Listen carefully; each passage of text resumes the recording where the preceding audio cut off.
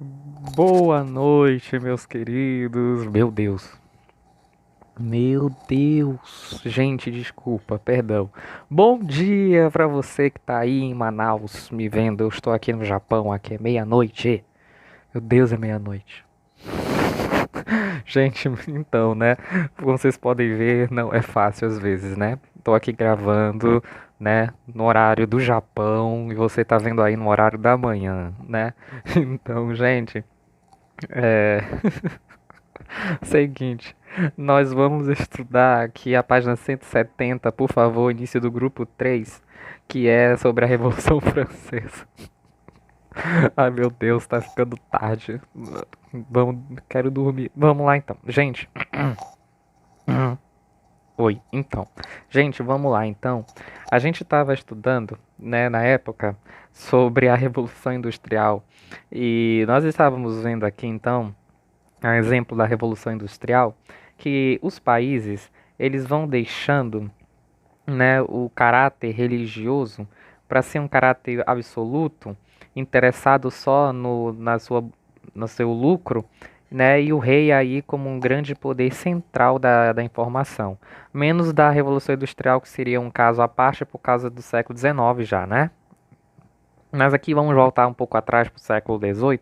O que eu quero dizer para você é que, graças à ascensão do Estado moderno, nós temos aí a figura do rei centralizado e a França antes de 1789, como está no livro de vocês, acharam aí, ó, página 170, no livro de vocês, está escrito que Luís XVI havia assumido o trono em 1774. E assim como seus ancestrais governava com base na teoria do direito divino dos reis. Lembra do início lá não sei se vocês lembram, né? Quando vocês estudaram isso, mas havia sobre a teoria do direito divino dos reis, em que o rei era governante de Deus, ele estava lá por causa de Deus, Deus consagrava o rei, Deus estava do lado do rei, o povo entendia desse jeito, o povo rezava pelo rei desse jeito, para que Deus estivesse ao lado do rei, porque afinal o povo estava concentrado no poder do rei. O rei era o Estado em pessoa, né? Então Deus tinha que estar ali. Os reis da França, gente, governavam com base nessa teoria, então, na linha do direito divino. O rei ele é centralizado, ele tem um poder absoluto por causa da vontade de Deus, tá bom? E Deus tem que estar abençoando essa autoridade, porque senão a nação vai à falência. É assim que o povo interpreta, tá bom? Isso vai ser ressaltado pela filosofia, só para vocês entenderem melhor, né? Vai ter um filósofo chamado Jean Boudin e outro Jacques Rousseau que vão escrever, né, que até o trono do rei é um trono de Deus, é a representação do trono de Deus na Terra. Tá bom, gente?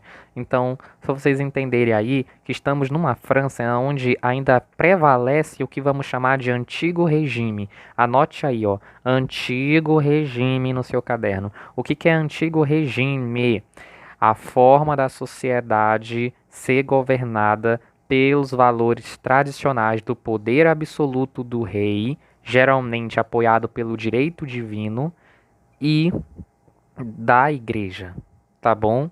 Pronto. Isso é o antigo regime, tá? Por isso que a França aqui, da Revolução de 1789, está aí, ó, caracterizada, formada em três estados, três grupos sociais que se destacam, que formam toda a França dessa época. Então está aí, ó, o primeiro estado é a igreja. Segundo estado, nobreza, né? São todos os funcionários do rei, todos os que trabalham para ele. Terceiro estado, o restante da população, que é a maioria, claro, aí desses estados. Então, se você ver aí a pirâmide aí, ó, embaixo, né?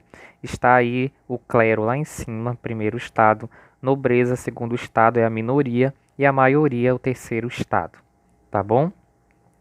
É, o que aconteceu, né? O que aconteceu? Aconteceu que,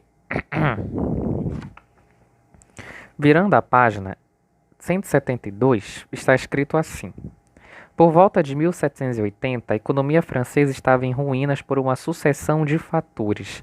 Entre 1756 e 1763, a França de Luís XV envolveu-se na Guerra dos Sete Anos contra a Inglaterra. Lembram da Guerra dos Sete Anos da Inglaterra por ocasião de algumas regiões da América do Norte, lembram, né? Lembram que no caso as colônias inglesas foram disputadas aí também pela França. A França aqui está sendo governada por Luís XV, que foi um rei que governou de 1715 até 1774. Quando chegou entre 56 e 63, a França entrou na Guerra dos 100 Anos. Aliás, meu Deus, a Guerra dos 7 Anos. Tá bom?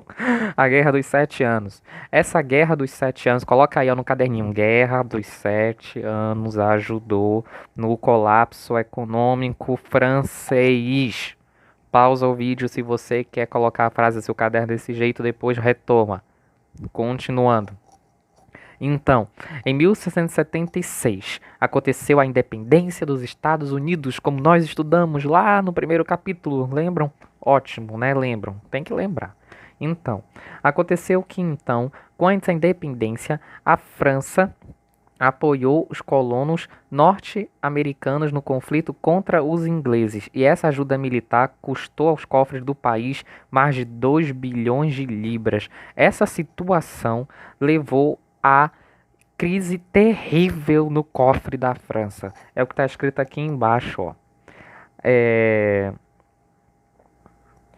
O acordo comercial provocou a falência da indústria francesa por não poder competir com os baixos preços dos produtos ingleses, gerando desemprego em massa nas cidades e a revolta da burguesia que atribuiu ao Estado francês a falência de seus negócios. E aí já não estamos falando mais de Luís XV, mas de Luís XVI, tá bom? Que foi o seu sucessor, né? Luís XVI, né? Ele era um garoto muito jovem quando se tornou rei. Ele se tornou rei numa situação então aqui muito delicada, que ele não sabia sinceramente como fazer. Ele era muito acostumado ali só com as regalias das etiquetas francesas, do costume chique maravilhoso que só os mais ricos vivem e têm, né? Então toda essa situação acabou ainda mantendo o padrão de impostos muito pesados sobre a população. Com a ocasião da guerra que aconteceu lá no reinado de Luís XV, já estava muito ruim a situação. Quando chegou a parte ainda de Luís XVI, ele vai cobrar imposto. Ele vai, depois aqui a gente vai ver, né, aumentar, né, o preço do trigo. Tá aqui, ó. O cenário tornou-se pior ainda, pois em 1787 a França foi atingida por uma violenta seca que arruinou a agricultura e provocou uma grave crise no abastecimento de alimentos. Quase não havia produtos agrícolas e a alta dos preços gerou fome para a população, tá bom? E aí, então, coloque aí no caderninho de vocês, né? Aumento dos impostos e seca, frio intenso. Aqui falou seca, mas depois vai ter uma grande, né, contribuição do frio francês para aquela região, né? Então a seca e o frio francês afetaram, né, a produção para a França. Quando eles afetam, então eu tenho um colapso, gente. A França tá no Deus nos acuda. A França tá numa situação caótica, extremamente pobre. Para você ter noção, o preço de um pão chegou a um salário mínimo. Pensa quanto é o salário mínimo aí no Brasil hoje. É 990 quase, né? Por aí, né? Imagina, um pão, R$ 990. Isso, como é que você ia reagir, né, se você fosse na padaria comprar um pão com esse preço? Então, assim, né, gente, a situação ficou realmente caótica. A questão é que, então, o terceiro estado é bastante afetado nesse processo, tá bom?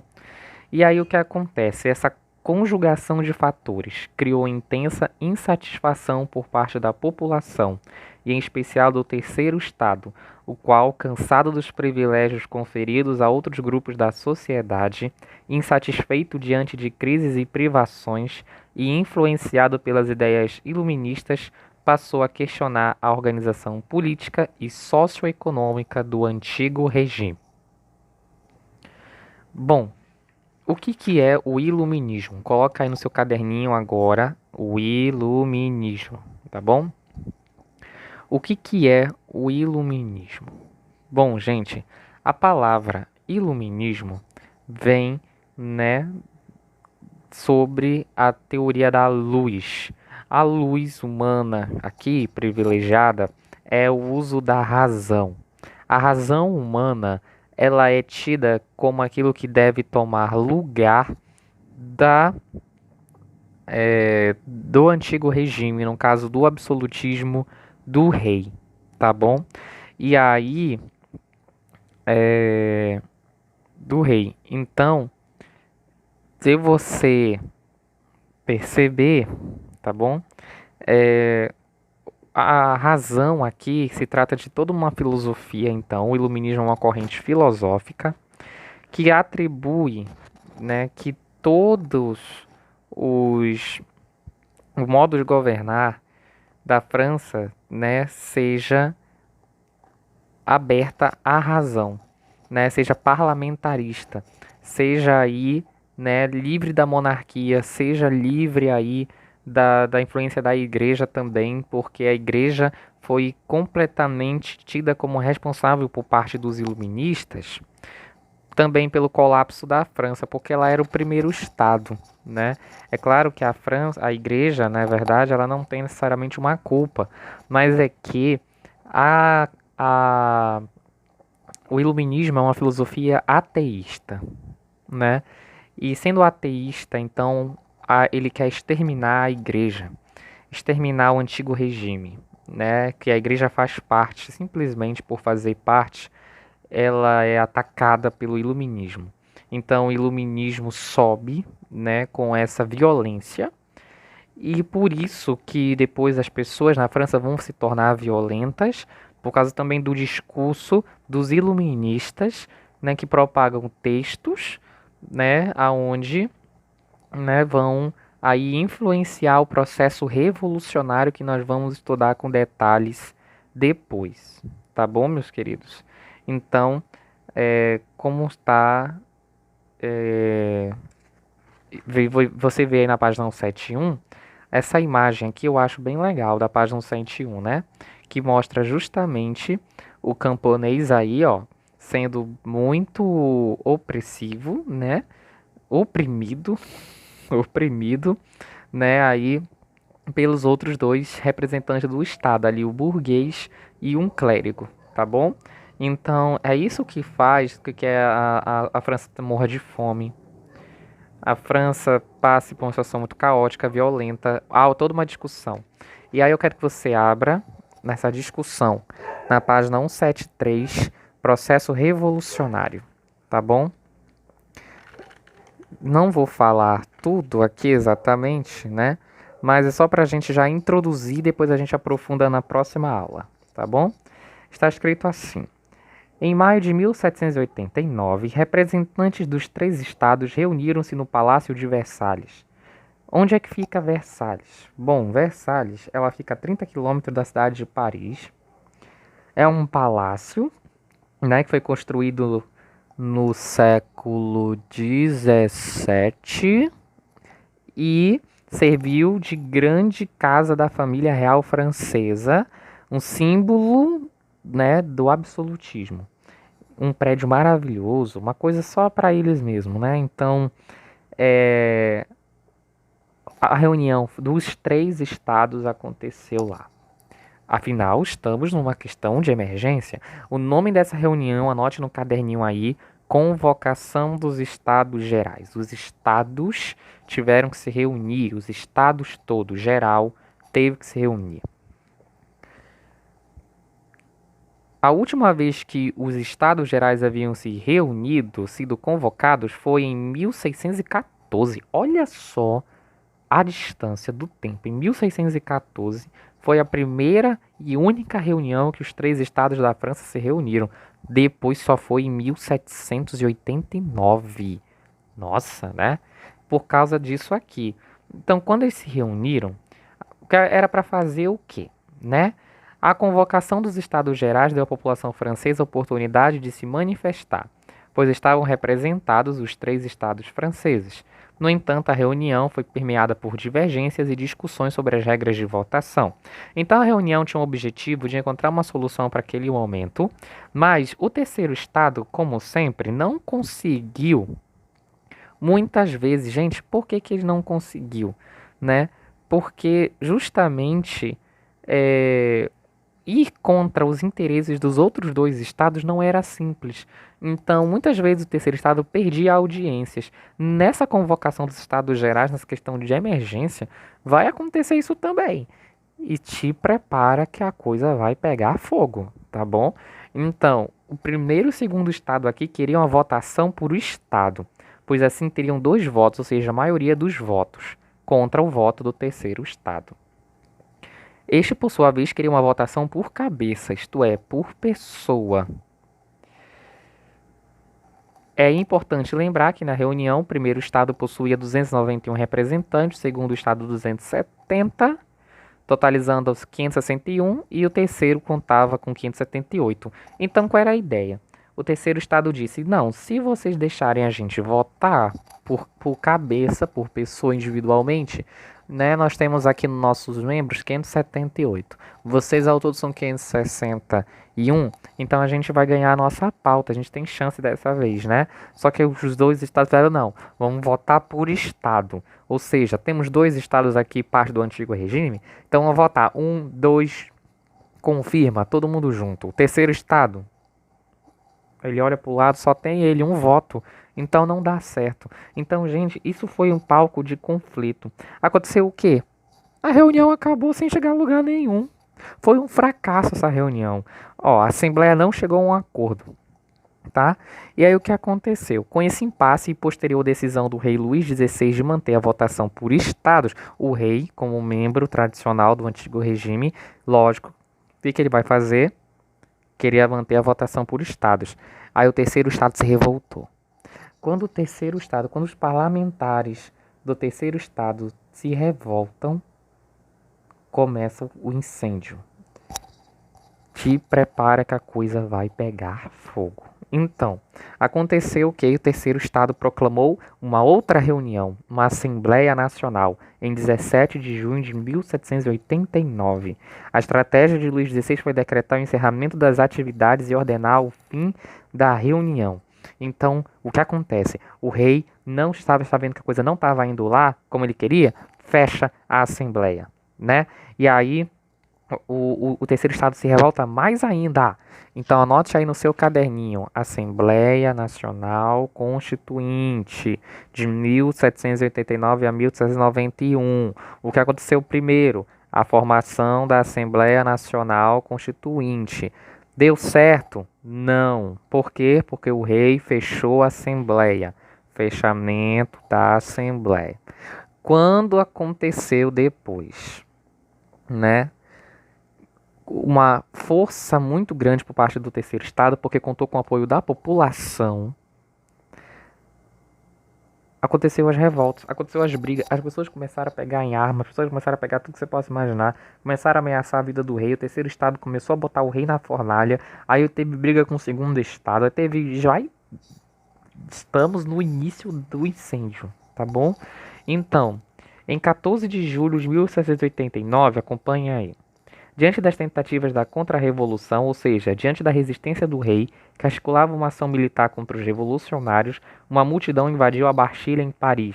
A destruição dessa fortaleza representou o fim do absolutismo monárquico da França. Anote no seu caderno: a queda da Bastilha foi o início da revolução. Por quê? Porque a queda da Bastilha representou, gente, a queda do que era vigente na França. O que era a Bastilha? A Bastilha era uma prisão. Ela é construída lá desde o século XIV ou é 12, né? Mas é da Idade Média. Então é uma prisão que abriga todos os inimigos do Estado.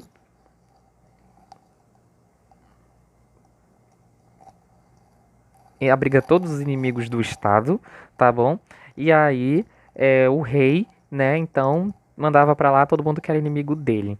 Como era uma herança medieval muito imponente, era uma prisão muito grande, era uma prisão assim, sabe, alta, é, uma estrutura da época da Idade Média, né? E lá tinha toda a arma, pólvora, tudo que a população precisava para se armar. Então a população vai atacar a Bastilha. Quando atacam a Bastilha, eles matam todos os guardas que tem lá dentro. Eles libertam alguns prisioneiros, eles pegam as armas e a pólvora, cortam a cabeça dos guardas, espetam na lança e vão andando com a cabeça das pessoas à mostra até a cidade de Versalhes para pressionar o rei. Vocês têm capacidade do que está acontecendo? É um caos, gente, é um caos. É tanto que essa era aqui foi chamada de o Grande Medo, ó. Tá aqui, ó. No campo as agitações não eram menores. Castelos e terras da nobreza e do clero foram invadidos e saqueados, e papéis de dívidas foram destruídos e queimados. Esse período, compreendido entre julho e agosto de 1789, ficou conhecido como o Grande Medo. Grande Medo. Então anota aí. O Grande Medo tomou conta da população, tá bom? Então, gente, dito isso, só para introduzir mesmo, vocês entenderem como que a coisa aconteceu, né? Primeiro aí nós temos aí um fato, né? Um antigo regime que está sendo contestado, atacado de todas as formas por causa das misérias pelas quais a França havia chegado. Como que a França chegou nas misérias? Através da Guerra dos Sete Anos, do aumento dos impostos e da péssima administração de Luís XVI. Quando acontece isso, tá? Vai ter uma revolta, né, da população. O terceiro estado lá dentro da política do Palácio de Versalhes vai se revoltar porque na convocação dos Estados Gerais o rei e os outros parlamentares não concordavam com as atitudes do terceiro estado, os interesses e os votos e as ideias diferentes não levou a reunião a lugar nenhum. O que depois o terceiro estado por conta própria fez uma revolta, fazendo uma Assembleia Nacional Constituinte para reformar a Constituição da França, e é claro que o rei, junto com os outros, vão querer atacar aí este grupo, e então, enquanto o grupo político está lá se enfrentando, a população pega em armas, ataca e destrói a Bastilha. É quando o terceiro estado percebe que tem um apoio muito maior do que se possa imaginar. E a revolução começa. Tá bom, gente?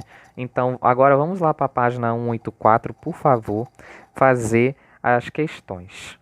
Primeira questão.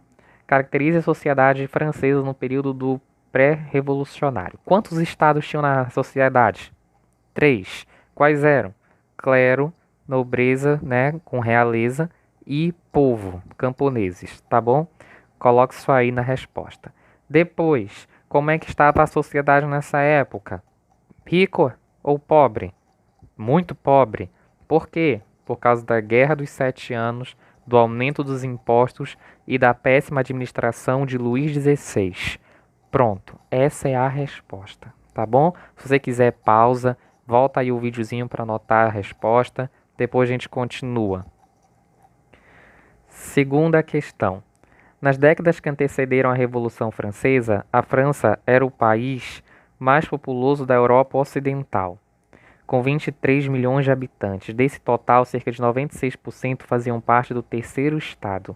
Assinale a alternativa correta sobre ele. Era formado por membros da nobreza? Não, o terceiro estado não era formado por nobre. Era composto por membros da alta burguesia? Não, e também o terceiro estado não era burguês. Seus membros eram pertencentes apenas à população pobre das cidades francesas, ou seja, eram trabalhadores urbanos? Não, os trabalhadores não eram só urbanos, eram também camponeses. Lembra lá do problema da seca e do frio que eu citei? A produção de onde vem? Do campo, tá? Então há uma miséria totalmente também no campo. D. Seus membros demonstravam insatisfação por serem os únicos obrigados ao pagamento dos tributos, sustentando assim o luxo e os privilégios do primeiro e do segundo estado. Até aí tudo bem, né? E a letra E diz que seus membros estavam insatisfeitos com os conflitos dos quais foram obrigados a participar, como a Guerra dos Sete Anos e o conflito decorrente da dependência das colônias inglesas. Poderia até ser sim essa parte, sabe? Só que pelo fato realmente de terem sido ou ainda mais obrigados ao pagamento dos tributos, é que a resposta correta da questão é a letra D, tá bom? Então, gente, dito isso, vocês agora fiquem com os propósitos da página 185, tá bom? E aí, depois, até a próxima aula, o que eu quero que vocês façam é assistir um documentário que eu vou enviar para vocês sobre a Revolução Francesa, maravilhoso documentário do History, tá bom? E aí, quando a gente for tiver a nossa próxima aula na quinta-feira, eu quero que vocês me respondam, né, depois algumas questões sobre esse documentário. Mas por enquanto a gente fica desse jeito, tá bom? Eu agradeço. Eu estou com saudade de todos, né? Eu lembro muito bem ainda aí de como era, né? Bom estar com vocês. Mas parece que nós vamos nos ver em breve. Espero que sim, né? As aulas vão voltar normalmente aí, eu acho que nesse mês de abril. Vamos torcer e rezar, né, para todos ficarem bem mesmo. Digo todos, é gente do planeta todo diante dessa situação, que o vírus está causando muito caos mesmo, né, nessa humanidade. Então, gente, muito obrigado, né? Qualquer pergunta façam aí, mandem as respostas dos exercícios de aplicação no box do Class. Mandem essas respostas que eu disse para vocês fazerem aqui nos exercícios de aplicação, aí em forma de comentários no Class, tá? Para eu ter ciência que realmente vocês fizeram. Muito obrigado. Abraços, beijos. Continuem com uma boa noite. Aliás, continuem com um bom dia, né? Aqui é o Japão, né? Eric do Japão, né? Dizendo tchau para vocês aí de Manaus.